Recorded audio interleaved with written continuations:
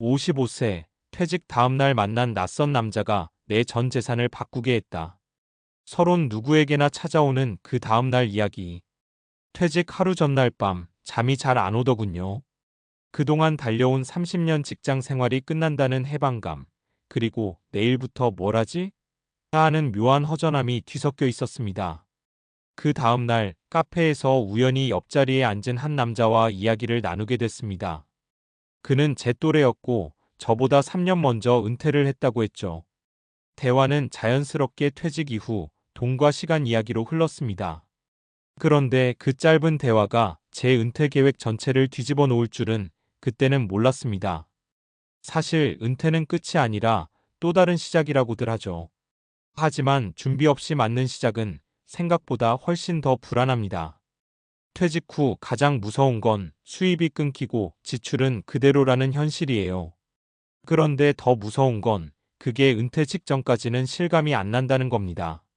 본론 은퇴 후 삶, 왜 미리 설계해야 하는가? 저는 그 낯선 남자와 대화를 나눈 뒤 제 재산과 생활 방식을 다시 점검했습니다. 그리고 깨달았죠. 은퇴 후를 편안하게 보내는 사람들은 미리 돈 시간 관계 세 가지를 설계한 사람들이라는 걸요.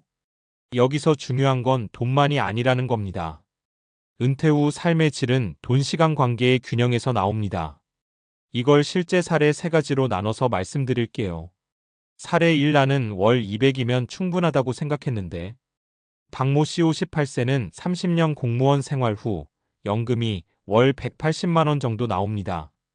은퇴 전에 아이들도 다 키웠고 집도 있으니 월 200이면 충분하겠지 했대요. 그런데 막상 살아보니 생각보다 돈이 빠져나가는 속도가 무섭습니다. 의료비 나이가 들수록 병원비가 늘어남. 경조사비 직장에 있을 때보다 더 많아짐. 생활비 물가 상승률이 은퇴 계획보다 빠름. 결국 은퇴 2년 만에 예금에서 매달 50만 원씩 꺼내 쓰게 됐습니다. 그는 내가 놓친 건 물가였어요. 5월 200은 2020년엔 충분했지만 2025년엔 아니더군요라고 말했습니다. 교훈. 연금 퇴직금만으로 버틸 수 있다는 착각은 금물. 은퇴 생활비 계산할 땐 최소 1015% 물가 상승 여유를 반영해야 함. 사례 2도는 있는데 시간이 지루해서 미치겠더라. 김모 씨 62세는 대기업 임원 출신으로 재산도 넉넉합니다. 퇴직 후 세계 여행, 취미 생활 다 해봤죠. 그런데 1년쯤 지나니 공허감이 찾아왔습니다.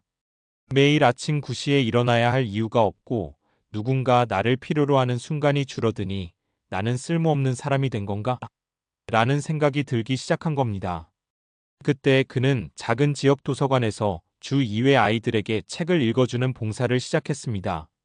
그 후 다시 아침에 일어날 이유가 생겼다고 했죠. 교훈. 은퇴 후 시간 관리는 돈 관리만큼 중요.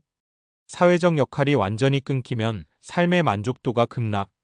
봉사, 파트타임, 재능 기부 등 사회 연결고리를 유지해야 함. 사례 3관계가 줄어들면 지출은 늘어난다. 이모 씨 60세는 퇴직 후 집에만 있었습니다. 친구들도 다 바쁘고 자녀도 독립하니 혼자 있는 시간이 늘어났죠.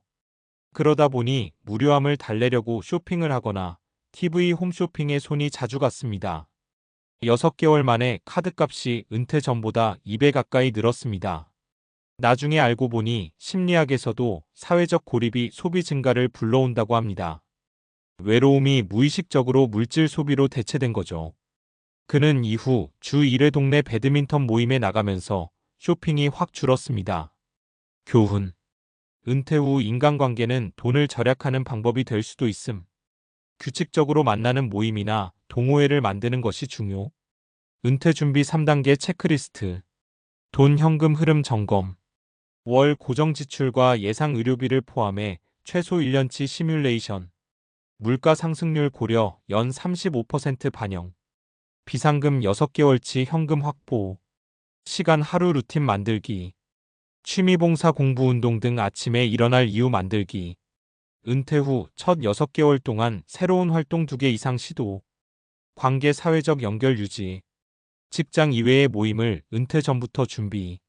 10일 연락 가능한 친한 지인 리스트 10명 이상 확보. 결론, 그 낯선 남자가 준 가장 큰 조언. 그날 카페에서 만난 그 남자가 마지막에 이렇게 말했습니다. 퇴직하면 돈이 제일 중요한 줄 알았는데 그건 절반이에요. 나머지 절반은 매일 내가 살아있다고 느끼게 해주는 시간과 사람들이죠. 저는 그 말을 잊지 않고 은퇴 계획을 돈 시간 관계 세 가지로 다시 설계했습니다. 덕분에 퇴직 후 불안 대신 하루를 기대하는 마음이 조금씩 커지고 있습니다.